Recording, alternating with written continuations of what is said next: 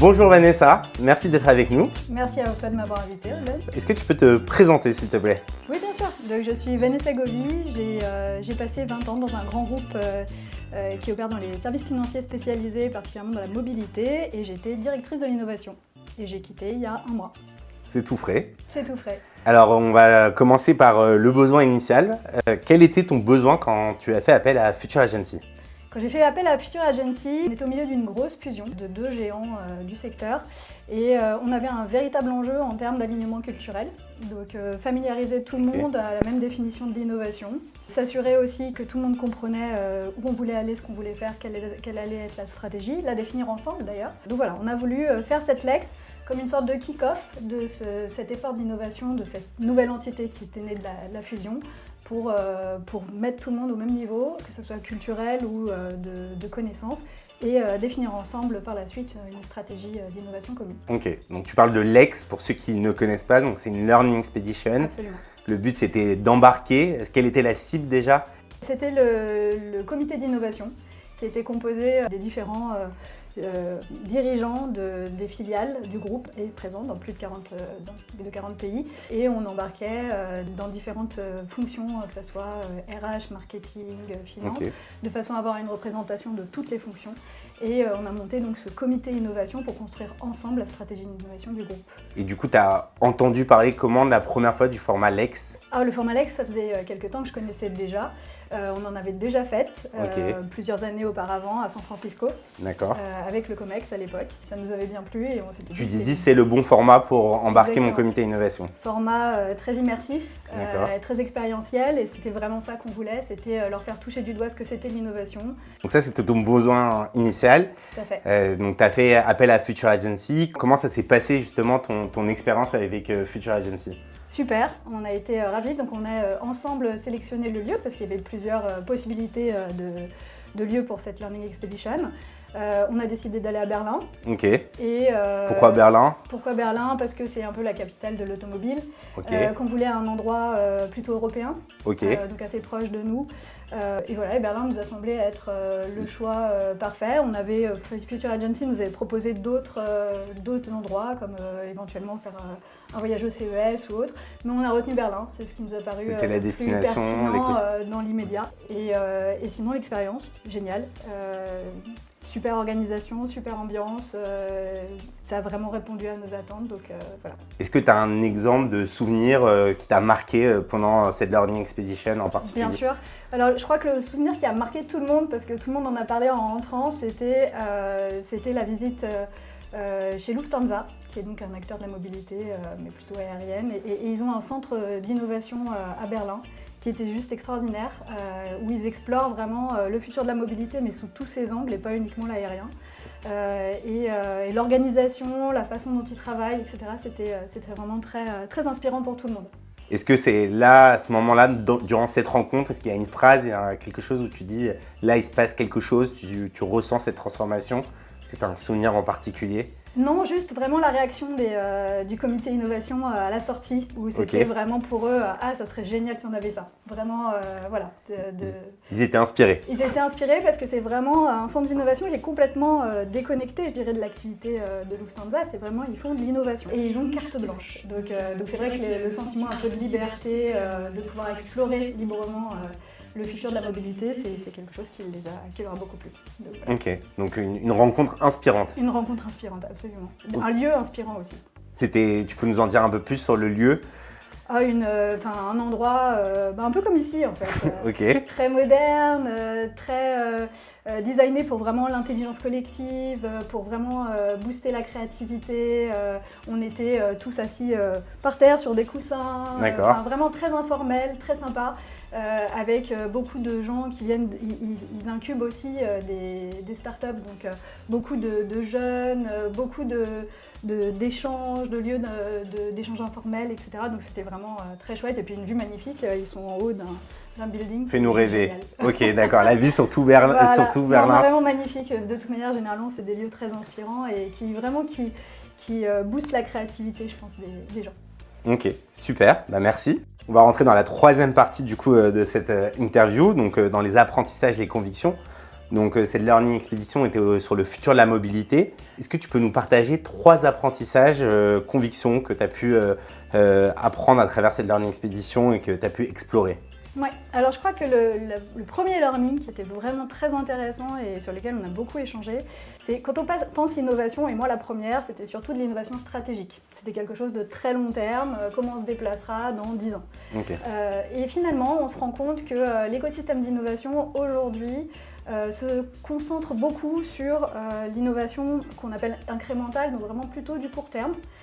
Comment finalement on améliore ce qu'on sait faire déjà et comment on utilise les nouvelles technologies comme l'intelligence artificielle ou d'autres pour améliorer notre core business.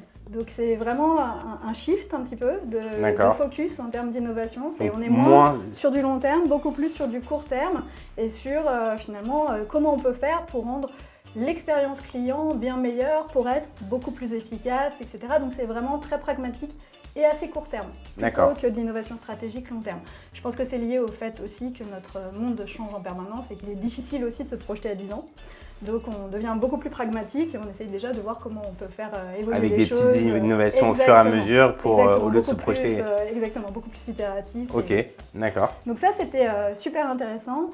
Ensuite, le deuxième learning, mais bon, c'est pas vraiment un learning, mais ça a juste renforcé les choses, c'est l'expérience client. Le client est vraiment au centre de l'innovation et c'est vraiment ça qu'il faut qu'on réfléchisse. C'est comment améliorer l'expérience client, comment aider nos clients à se déplacer et à répondre à leurs enjeux, notamment écologiques, puisque quand on parle de mobilité, il y a énormément d'enjeux écologiques. Donc voilà, c'était vraiment d'une part l'innovation incrémentale, donc court terme, d'autre part se focaliser sur nos clients, l'expérience client, comment on peut les aider à atteindre leurs objectifs. Okay. Ça c'était la deuxième chose.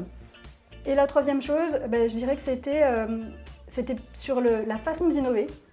Le learning, c'était finalement, il ne faut pas essayer de tout faire en interne et il ne faut pas non plus complètement externaliser. Il y a des méthodes d'innovation qui permettent aussi de collaborer avec des startups sans forcément investir dans une startup où tu lui déléguais, mais vraiment on a découvert, et c'était vraiment le gros focus là-bas à Berlin, c'était le client venturing ou venture clienting, je ne sais plus dans quel sens ça se dit, mais toujours est-il que c'est le mode de collaboration avec des startups où vraiment on leur amène un use case et ils le développent et on travaille ensemble vraiment en mode partenariat sans forcément d'investissement capitalistique, mais vraiment un partenariat où eux nous amènent leur technologie, leurs idées et nous on leur amène finalement notre portefeuille client et des use cases.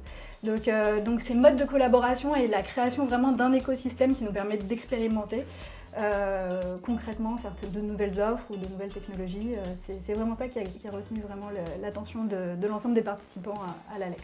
Super intéressant. Donc parmi ces trois apprentissages, il y en a un, lesquels étaient des convictions que tu avais avant la Learning Expedition et qui sont venues la Learning Expedition a renforcé, ou donc sur le premier tu nous as dit que c'était quelque chose que ça a changé votre vision, sur les deux autres? Ça a changé en tout cas la mienne, c'est sûr. Pour les deux autres, non, l'expérience client ça a toujours été au centre de notre effort d'innovation, donc ça a juste confirmé que donc on était dans la bonne direction. La collaboration avec les startups, on le faisait déjà. D'ailleurs, cette Lex nous a permis aussi, nous, en tant que direction d'innovation, de faire connaître aussi à nos interlocuteurs dans les filiales ce qu'on pouvait faire, nous, et ce qu'on faisait, nous, à la direction innovation, puisqu'on faisait déjà ce type de partenariat avec les startups. Donc ça nous a permis aussi de communiquer sur quel était le rôle de la direction innovation au sein du groupe. Donc c'était aussi comment ça a pu permettre cette communication En fin de compte, on s'est rendu compte que les participants, quand ils entendaient du coup la présentation de ces modèles de collaboration, etc., étaient super enthousiastes et ils ne savaient pas toujours qu'on le faisait. Et du coup, on s'est rendu compte qu'on n'était pas très bon en com interne. Ça nous a permis du coup, lors de la conclusion de l'Alex, de rappeler le rôle de la direction innovation, ce qu'on pouvait faire, ce qu'on pouvait leur apporter. D'accord, ça a permis de diffuser en interne un petit peu, d'évangéliser. Voilà. Après, c'est aussi normal puisque suite à cette fusion, on avait besoin aussi de réaligner encore une fois tout le monde. Donc tout le monde n'était pas au même niveau d'information. Donc ça nous a aussi permis de faire cet exercice de communication sur voilà le rôle de la direction innovation, voilà comment on peut vous accompagner, et notamment dans la collaboration avec les startups. Ok, donc ça a permis de mettre en lumière la direction innovation et d'embarquer l'entreprise au global. Exactement. Et justement, est-ce qu'après la Learning Expedition, parce qu'il y avait combien de participants à cette Learning Expedition? Vous étiez Je crois qu'on était une vingtaine, 20 ou 25. Et justement, je pense que le choix de qui on n'embarque pas dans la Learning Expedition s'est posé. Comment tu as un peu travaillé sur ce sujet? Alors, on a, encore une fois, c'était essentiellement des gens qui font partie du comité innovation qu'on avait formé, plus certains, je dirais, acteurs clés ou des gens qui étaient soit au commerce, soit, enfin voilà, des gens qui avaient besoin de savoir et de s'approprier un petit peu ce qu'on faisait à l'innovation. Parce que même s'ils ne font pas directement partie du comité innovation, qui est vraiment le comité qui drive la stratégie d'innovation et son exécution, ce sont des collaborateurs qui occupent quand même un rôle clé dans le processus d'innovation et on voulait vraiment les embarquer avec nous. Ok, et je suppose qu'il y a des gens qui n'ont pas pu venir ou qui n'ont pas... Il y avait des gens qui n'ont pas pu venir. Et du coup, comment vous avez travaillé sur cette frustration? Ça a généré la frustration? Comment vous avez fait en sorte de diffuser aussi cette Learning Expedition au-delà des participants qui ont participé à cette Learning Expedition? Alors, on a beaucoup communiqué autour de la Learning Expedition. On a préparé un format pour restituer un petit peu les learnings, etc. en interne, pour pouvoir effectivement diffuser. On avait mis en place une plateforme aussi d'innovation qui nous permettait finalement de communiquer sur les événements, etc. Donc voilà, on a fait un article, on a un intranet dans lequel on fait, et une newsletter dans lequel on fait des articles. Donc on a publié un article aussi sur la Learning Expedition. On a essayé de s'assurer que tout le monde avait accès à cette information.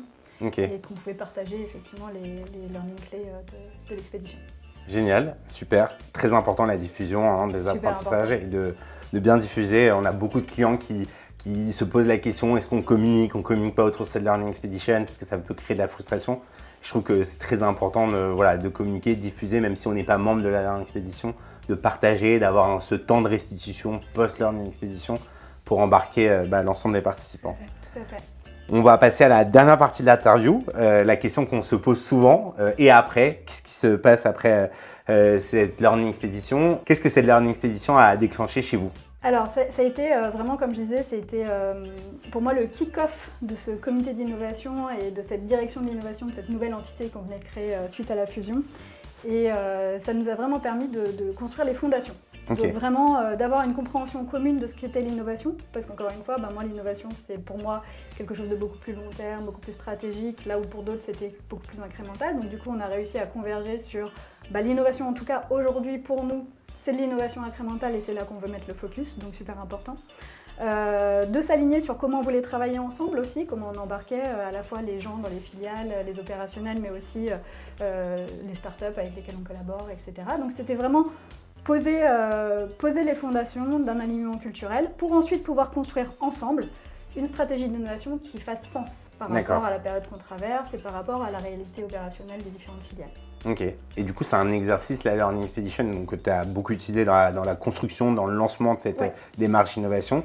Est-ce que tu la réutiliserais à d'autres moments, maintenant que cette communauté est lancée, cette démarche est impulsée? Pour toi, est-ce que tu pourrais réutiliser cet outil à un autre moment et si oui, lequel?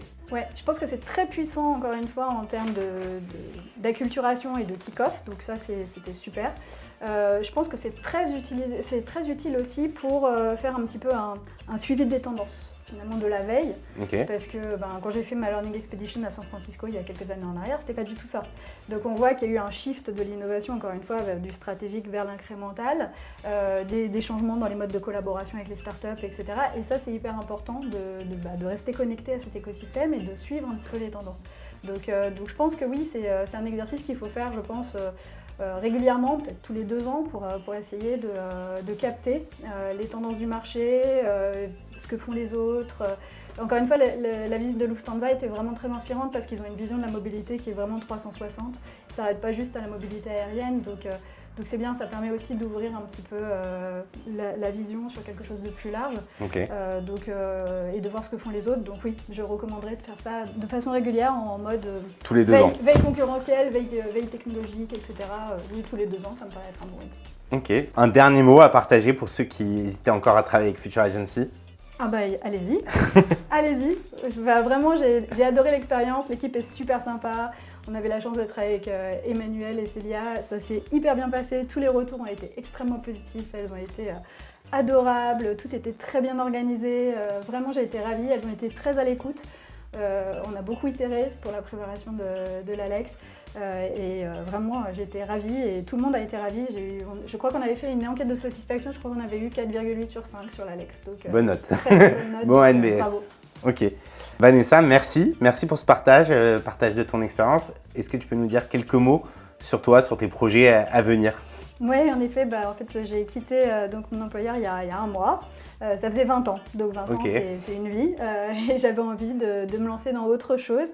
Et finalement, visiter cette Lex et voir tous ces entrepreneurs, ça m'a donné envie. Donc j'ai décidé de me lancer dans l'entrepreneuriat et de capitaliser aussi sur mon expérience et mon savoir-faire pour aider d'autres entreprises dans cette démarche de transformation, dans la mise en place de leur stratégie d'innovation et voilà. Donc en gardant vraiment l'humain au centre de la transpo parce que c'est la clé du succès. Donc on va te suivre sur les réseaux, on va te suivre plein de beaux projets à venir. Avec plaisir, j'espère. Ça t'a mis en mouvement aussi du coup cette Learning Expedition? Tout à fait, exactement. Ça m'a donné des idées à moi, à titre personnel du coup. Bah génial, merci Vanessa d'avoir partagé avec nous. À toi, Ruben. C'est la fin de Rex avec un client. À très vite pour le prochain épisode.